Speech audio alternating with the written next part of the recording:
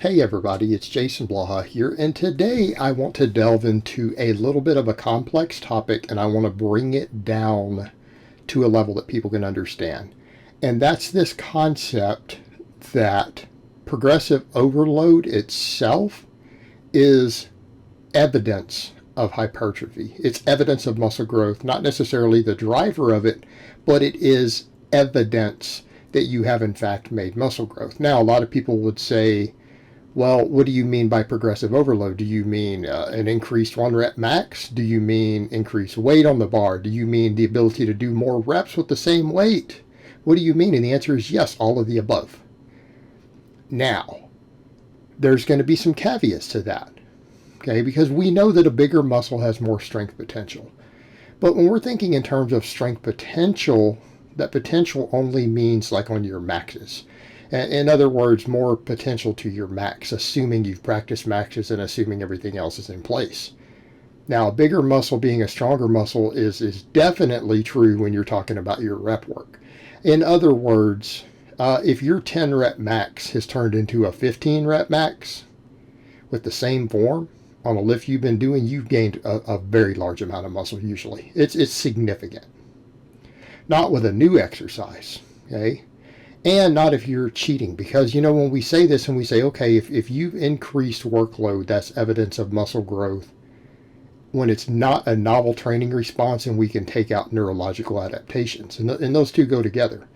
So when you say that, people say, oh, well, you're just saying people should just cheat up weight, blah, blah, blah. No, it's not what we're saying. We're saying when the form is the same, okay? The form is the same. So for example, you see me right there doing something like, what am I doing? 265 for sets of 20 on that good morning. Right, there was a time when even with that bar, like 275 for 6 was semi-challenging. Right, that's very, very clear progression. So we know that those muscles have grown for me. By a pretty significant amount, most likely. So how do we determine the difference here? Well, the first thing that we need to look at is it an established exercise, right? Because we want to rule out something like a novel training response and neurological adaptation. So we'll get over to that with 1 rep maxes too. But let's say it's an exercise you've been doing for a little while. Okay, it's not an exercise you just added in this week into your rotation. Like, let's say it's an exercise that you've been training and pushing for a couple weeks, 3 weeks or longer, and it increases. Okay, that's a sign that you've gained muscle. Or when you can rotate it back in and then check it again, because we rotate exercises, right? If you're not a novice lifter, because if you're a novice lifter, you're always growing. If you're not growing every single week as a novice, there's something really, really wrong with your nutrition, sleep, or training. Okay, we're talking about when you're kind of out of that novice phase. Okay, if you've been training an exercise at least 3 weeks and it still increases beyond that, we know we've gained muscle. Now that first couple sessions doesn't. It's not the same. Why? Because there are times when you can come in on a movement you just rotated in, and 205 for sets of 10 might feel fairly hard. And a week later you're doing sets of 10 with 225. Okay? Right, you guys know what I'm talking about. That's neurological adaptation. You're getting used to a new exercise. Now, people will say, well, does that mean that the work sets didn't cause any growth at all? Well, no, you still got a training response. If those sets of 10 were challenging, if they were hard, you stimulated some growth, okay? But what you find is that you can stack some weight on real quick and it feels equally hard. Well, let's say you get to that 225 for 10. And then it kind of stays there for a couple weeks, right? Because you've been doing it a week or so. Now you've kind of learned the exercise. I don't care whether it's a closed grip bench press or a good morning or a front squat. I don't care. Doesn't matter. Bigger movements, right? Those bigger movements. It could be a barbell shrug. You get to about the 3rd week in, and it's been challenging with 225 for 10, and then all of a sudden you find you can do 12 or 13 reps. Okay? Now that's a sign of muscle growth. You've probably gained some muscle, right? That's proof. It's progressive overload.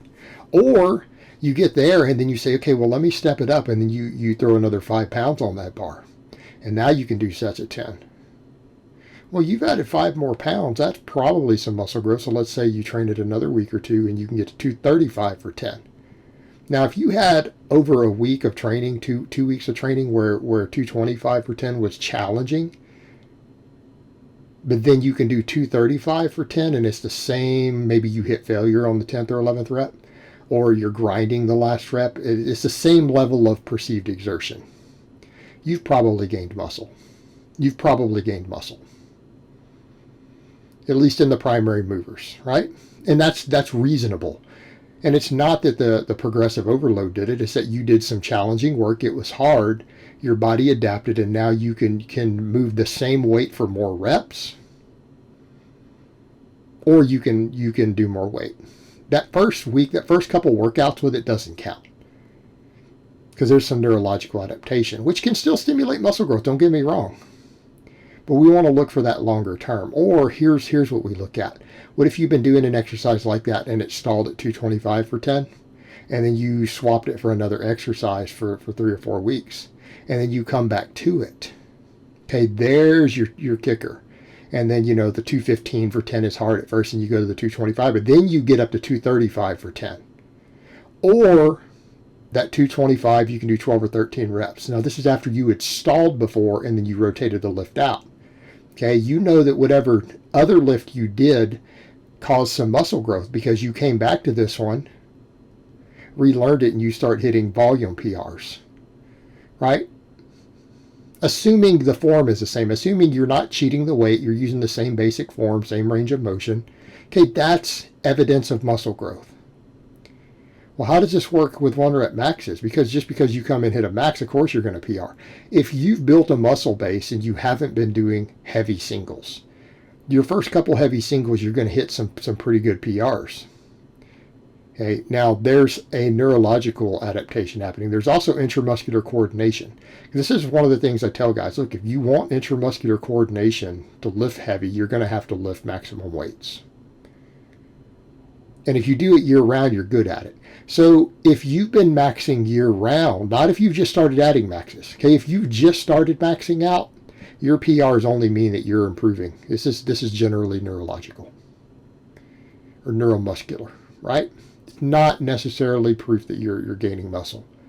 Now, if you haven't maxed out in a long time and you come in and you set a PR over which you had previously hit when you were maxing, now that's proof of growth.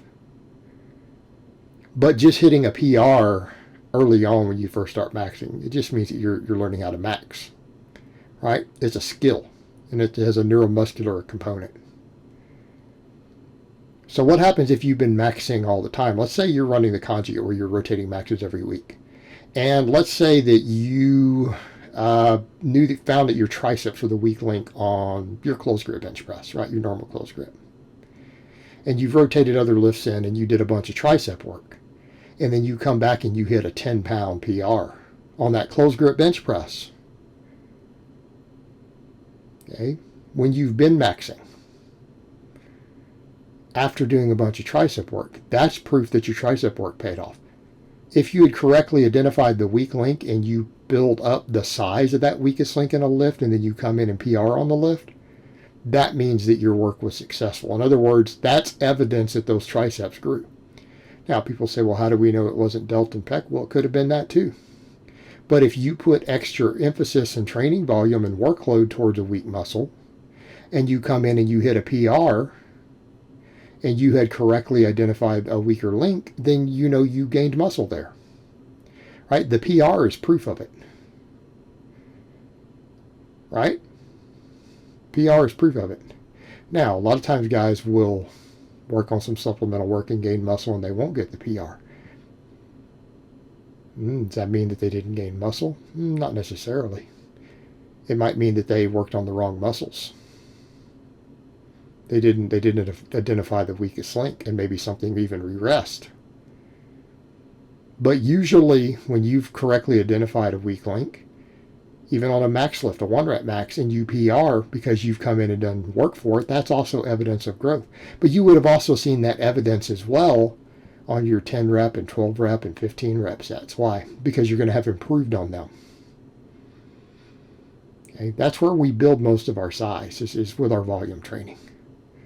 Not saying the really heavy work doesn't contribute. Of course it contributes. This is not as much bang for your buck. So that's what I mean when we say that progressive overload is evidence of muscle growth. All right, guys, so that's really all I have to say on that today. I hope it's been informative, and I will talk to you guys next time.